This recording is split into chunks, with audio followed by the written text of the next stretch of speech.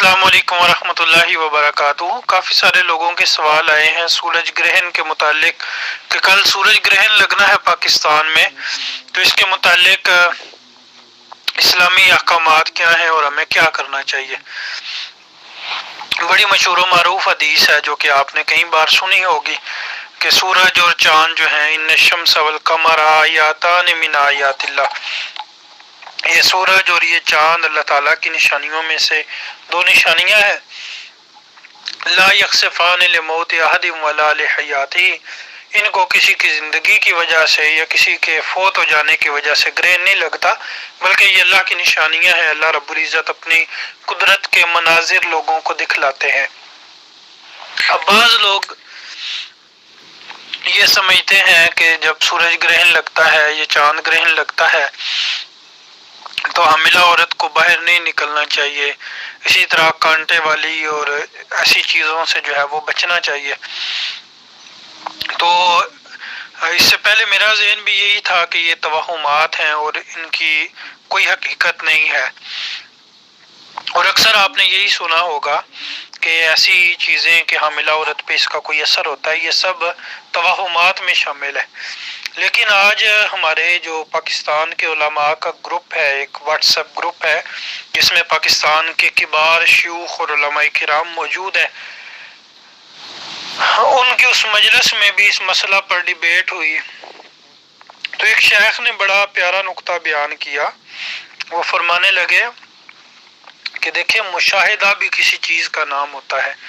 اگر ہمیں مشاہدہ یہ بتلاتا ہے کہ جب سورج گرہن یا چاند گرہن لگتا ہے تو اس کے لوگوں پہ اثرات مرتب ہوتے ہیں، حاملہ کو نقصان ہوتا ہے، حکماء اور ڈاکٹرز یہ کہیں کہ اس گرہن کی وجہ سے مشاہدہ اور سائنس یہ بتاتی ہے کہ اس کے اثرات ہوتے ہیں، تو یہ بالکل درست ہے۔ اس لیے کہ قرآن مجید ہمیں خود مشاہدے کا حکم دیتا ہے۔ قرآن مجید کہتا ہے کہ کیا تم غور و فکر نہیں کرتے؟ قرآن مجید ہمیں یہ کہتا ہے کہ زمین و آسمان کے اندر مشاہدہ کرو اور اللہ تعالیٰ کی قدرت کے مناظر کو دیکھو۔ تو اللہ تبارک و تعالیٰ یہ چیز ممکن ہے کہ جب سورج گرہن اور چاند گرہن لگتا ہے تو اس کے زمین کے اوپر کچھ اثرات مرتب ہوں، اور طب اور مشاہدہ اس چیز کو اگر واضح کرتا ہے کہ واقعی اس کے کچھ اثرات جسم پہ ہوتے ہیں تو ہمیں اس چیز کو مان لینا چاہیے۔ تو بہرحال مجھے تو یہ رائے بہت اچھی لگی ہے، اور اسی لیے میں نے یہ رائے آپ کے سامنے بھی ذکر کر دی ہے۔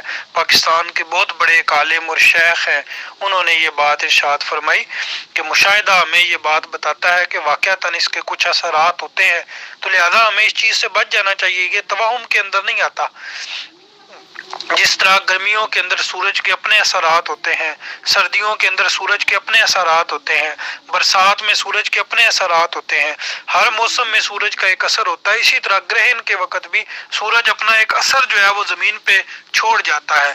تو اگر وہ اثر ہمارے لیے کسی صورت میں نقصان دہ ہے تو ہمیں اس سے بچ جانا چاہیے۔ تو ایک تو یہ نقطہ ہے، اس کو اپنے سامنے رکھیں۔ اور دوسری بات یہ ہے کہ ہمیں جو نبی صلی اللہ علیہ وسلم کی سنت ملتی ہے وہ یہ ہے کہ جب بھی سورج یا چاند گرہن لگتا تو آپ نماز کسوف یا خسوف اسے کہتے ہیں وہ آپ صلی اللہ علیہ وسلم پڑھا کرتے تھے۔ اس کا طریقہ 2 رکعت نماز پڑھنی ہے، لیکن طریقہ تھوڑا مختلف ہے۔ وہ یہ ہے کہ عام تو 1 رکعت کے اندر جو ہے وہ 1 رکوع ہوتا ہے اور 2 سجدے ہوتے ہیں، جبکہ یہ جو نماز ہوتی ہے اس کے اندر 2 رکوع، 1 رکعت میں 2 رکوع کرنے بھی ثابت ہیں اور 1 رکعت میں 3 رکوع کرنے بھی ثابت ہیں۔ بہرحال یہ تفصیل ہے، لیکن جو عام بات ہے وہ یہ ہے کہ پہلے سورہ فاتحہ پڑھنی ہے اور کوئی بھی جو ہے نا وہ قرات شروع کر دینی ہے، پھر رکوع کرنا ہے، پھر کھڑے ہو کے پھر دوبارہ قرات شروع کر دینی ہے۔ تو اس طرح یہ 2 رکعت نماز جو ہے وہ پڑھی جاتی ہے، اور مسجد کے اندر اس کا اہتمام ہوتا ہے۔ بہتر یہی ہے کہ مسجد کے اندر جماعت کے ساتھ جو ہے وہ پڑھنی چاہیے۔ الگ سے گھروں میں الگ الگ خواتین کا پڑھنا یہ مجھے کوئی مناسب معلوم نہیں ہوتا، اس لیے کہ ہمیں نبی صلی اللہ علیہ وسلم کے زمانے میں بھی یہ سورج گرہن چاند گرہن کے واقعات ہوئے ہیں، لیکن ہمیں ایسا قطع نہیں نظر آتا کہ عورتیں اپنے اپنے گھروں میں الگ الگ نماز پڑھ رہی ہوں، بلکہ اعلان ہو گیا کہ الصلاۃ جامعہ، سارے کے سارے نماز کے لیے آج نماز پڑھنی اور سارے مسجد کے اندر جمع ہو گئے۔ اگر اس طرح آپ کے علاقے میں کوئی اجتماعی سلسلہ ہوتا ہے اور خواتین کے لیے باپردہ انتظام موجود ہے تو وہاں پہ جائیں، ادروائز جو ہے وہ اس طرح الگ الگ گھروں میں اس کا اہتمام کرنا یہ کوئی مناسب معلوم نہیں ہوتا۔ تو بہرحال باقی اللہ سے دعا کریں کہ یا اللہ ہمارے گناہوں کو معاف فرما دے اور یا اللہ اس چیز کو ہم سے ختم فرما دے۔